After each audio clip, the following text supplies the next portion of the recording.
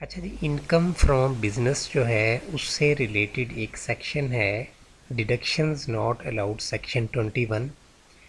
इसके अंदर एक जो सब सेक्शन 1 की क्लॉज है, स्पेसिफिकली सी ए क्लॉज है, जो कि सप्लायर को जो हम कमीशन पे करते हैं, सप्लायर से मुराद क्या है, जिससे हम परचेज़ कर रहे हैं, उसको जो हम कमीशन पे करते हैं, उस हवाले से यहाँ पे थोड़ी सी इन्होंने एक परसेंटेज दी हुई है, 0.2% of gross amount of supplies, कि अगर इससे कमीशन एक्सीड कर जाता है तो फिर वो आपको अलाउ नहीं होगा, लेकिन वो अलाउ उन लोगों को नहीं होगा जिनका सप्लायर जो है वो नॉन फाइलर है।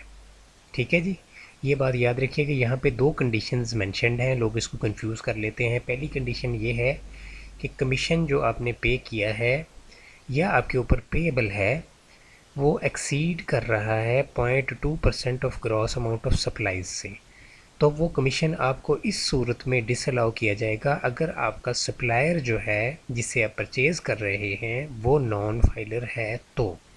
ठीक है जी, लेकिन अगर आपका ये कमीशन जो है 0.2% जो है of gross amount of supply से एक्सीड कर रहा है, बट आपका जो सप्लायर है उसका नाम जो है एक्टिव टैक्स पे लिस्ट के अंदर शामिल है, तो आप उसको बिज़नेस डिडक्शन के अंदर अपने इनकम टैक्स रिटर्न में क्लेम कर सकते हैं। ठीक है जी, ये दो डिफरेंट केसेस हैं।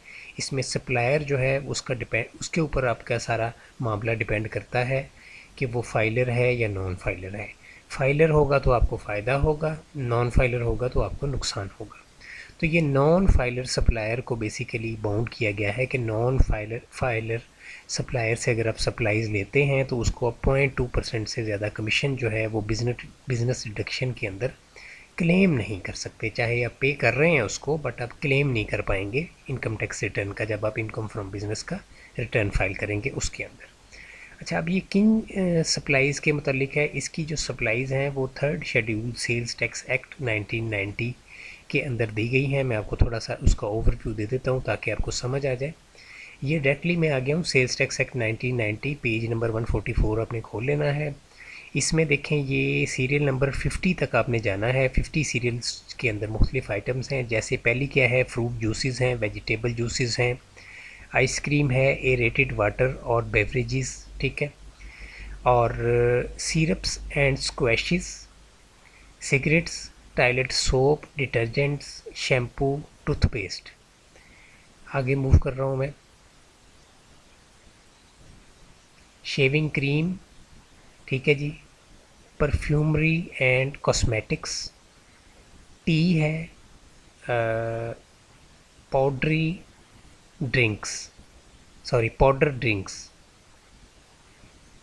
अच्छा जी, इसके बाद milky drinks, toilet papers and tissue papers, spices sold in retail packing bearing brand names and trademarks.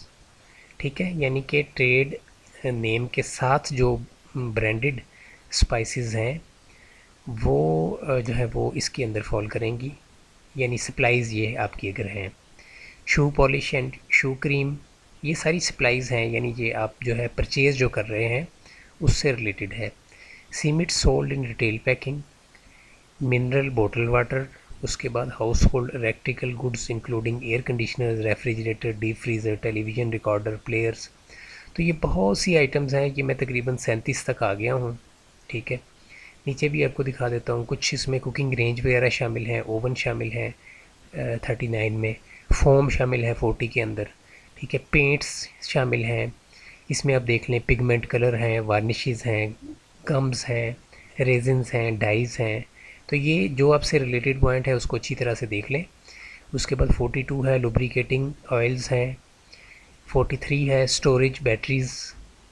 उसके बाद कुछ चीज़ें एक्सक्लूड भी की गई हैं यहाँ पे, वो आप देख सकते हैं। टायर्स एंड ट्यूब्स हैं 44, motorcycles 45, auto rickshaws 46, 47 biscuits in retail packing with brand name, तमाम किस्म के बिस्किट्स की सप्लाईज।